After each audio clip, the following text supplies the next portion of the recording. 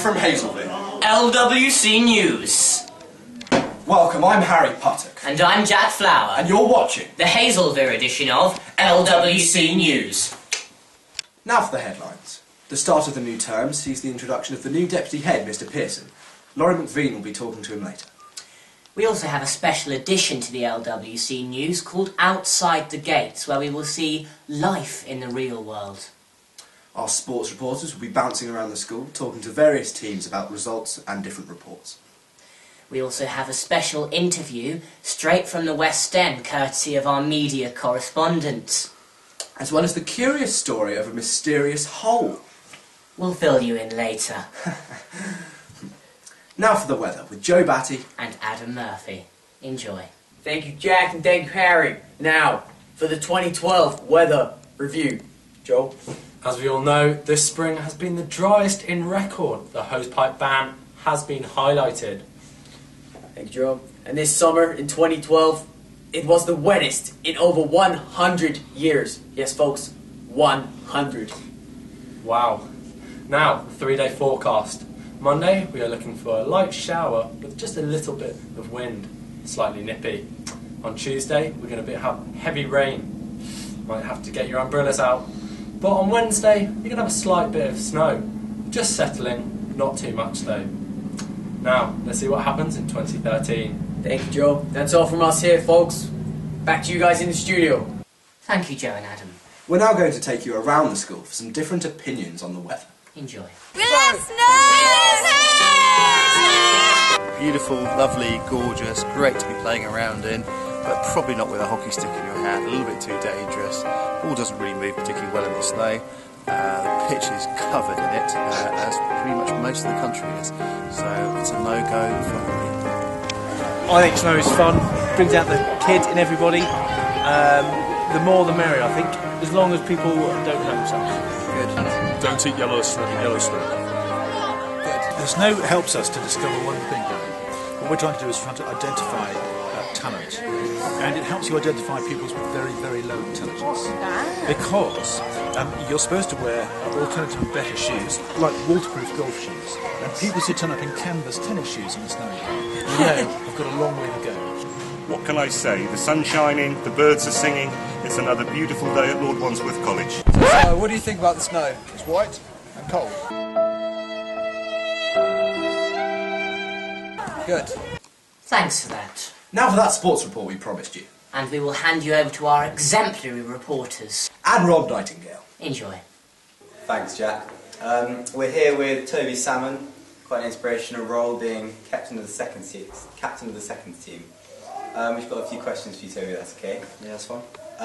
So have you got any potential key players from the fifth form coming up into your team that are going to make a real difference? Yeah, well, we've got quite a lot of fifth formers in our team at the moment. I think sort of Dan Shepherd, I think, has got a lot of potential. Definitely could be a first team player even this year, not even next year. I also think Matt Chatfield is very good in his position at right wing. He's very quick. He's a very good individual hockey player. And probably lastly, George Black. He's very good at defence. He does what he does on the pitch well, and he's a very good leader as well. So are you quite an attacking team? Definitely, yeah. I think we try and push as many people forward as we can, score a lot of goals, entertain the crowd and all that, and definitely just make it a good game. Right.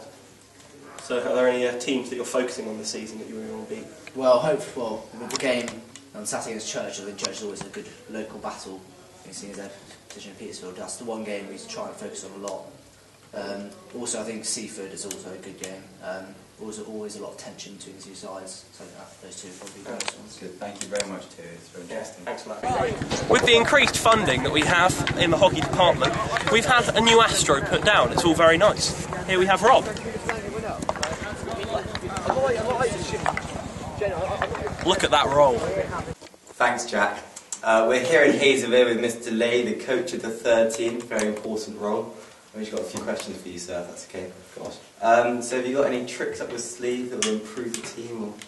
Well, we've actually got looking like a very good, strong squad across the whole senior hockey really at the moment, at sort of 2s and 3s and 4s level. There's a lot of good work that's gone into the hockey over the last couple of years, and there's kids coming through at 5th form seem to be very strong. So I don't think they need really tricks up my sleeve, just for them to play their natural game, enjoy themselves. Yeah.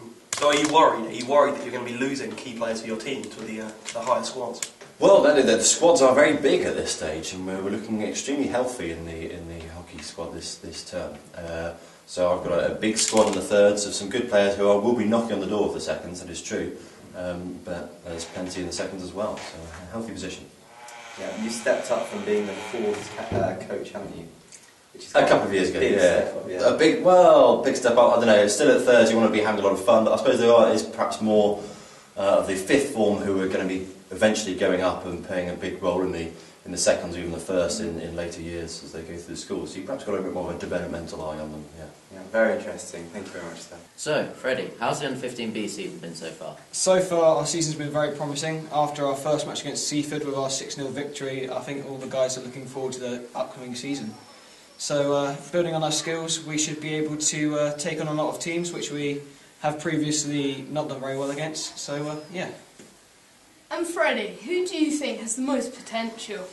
Well, I don't think that I could point out one person which has more potential than the rest. Everyone has that potential inside them in the hockey game. So, to be honest, there is no person which has more potential than the other. They can all improve. Thank you, Freddie. Back to you in the studio.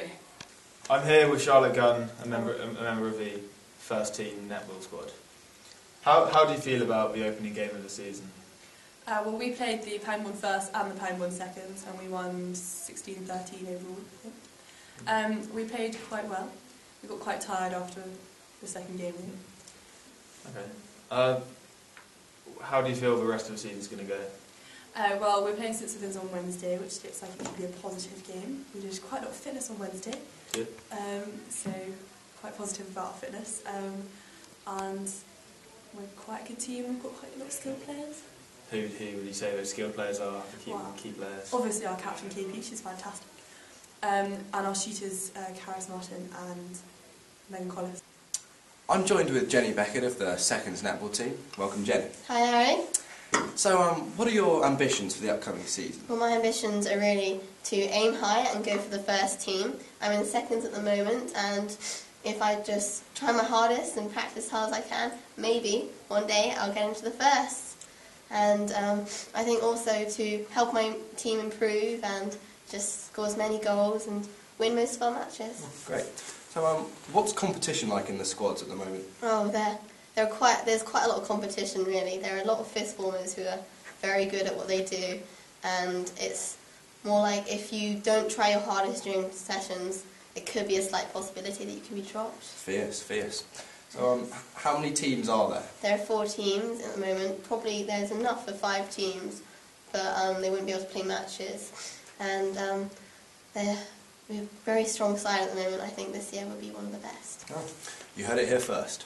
Thank you, sports team. And Rob Nightingale. We're now going to hand you over to Laurie McVean, who's interviewing the newest member of the SNT, Mr. Pearson. Enjoy. Hi Mr Pearson, I'd just like to extend a warm welcome to you from Hazelveare House to not only Hazelveare but to LWC. Thank you very much.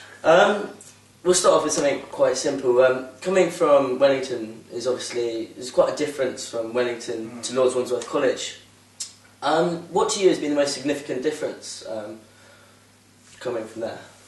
I would say Lord Wandsworth's more of a humble school. Okay.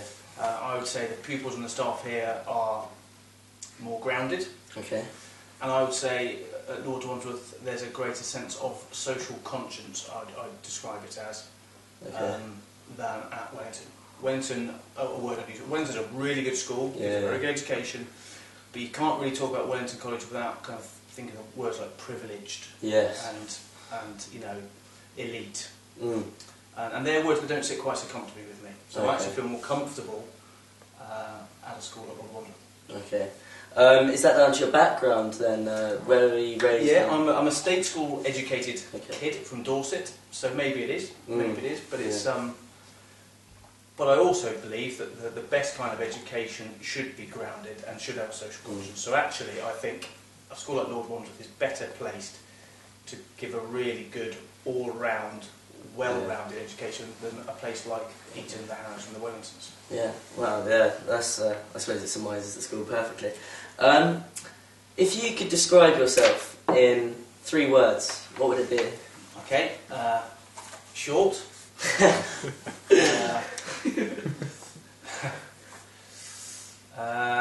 Hard-working, I'm afraid. It's a bit of a boring one, but it's probably true.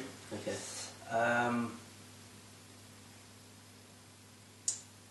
I'd like to use the word fun. I hope to get that across to the kids, but I do like to have fun as well. Okay. Well, that's positive to hear. Thank you, Mr. Pearson. And now for our exciting segment on life outside the gates. Enjoy. Thank you, Harry and Jack. Welcome to our edition of Outside the Gates. Today we're going to discuss the recent issue of Lance Armstrong's 7 Tour de France titles being removed from him. So Luke, what do you think about Lance Armstrong's 7 titles being removed and blood doping sport? I think that, as in this case specifically, Lance Armstrong has obviously it's been done illegally, and he's deliberately gone out of his way to circumvent the anti-doping testing that is done before the Tour de France and any cycling event. And I think that all this drug taking is not a true reflection of the athlete's true ability and talent. Okay, thank you very much, Luke. Back to you in the studio. Thank you for that fascinating story. And wasn't it just, Jack? Wasn't it just? We now hand over to our resident thespian, Laurie McVean, for his review of the 39 steps. Enjoy. Hi there. You're talking with Laurie McVean, media correspondent, reporting from 39 Steps in Piccadilly Circus. I can tell you now it's a thoroughly invigorating piece with 4 actors playing over 109 characters. It's a piece of theatre that could turn 40 minutes into what seemed like 5 minutes, and I definitely recommend a visit. Back to you in the studio. Thank you, Lauren, for that cultural nourishment. I sure do feel enriched, Jack. And now we move over to our final story. The case of the mysterious hull. Enjoy. Thanks, Harry. I'm here in front of the big, mysterious hull with Mr. Ormock, who's going to tell us about the hull. Now tell me, why is the hull here? The hull is here basically to...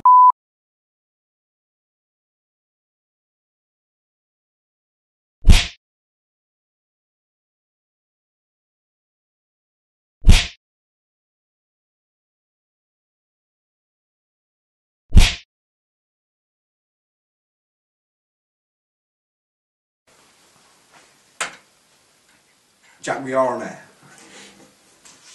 Thank you, Harry, for that fantastic interview. It was quite thrilling. That's all from us here at Hazelveare News. I've been Harry Puttock. And I've been Jack Flower. Goodbye. Bye. And enjoy.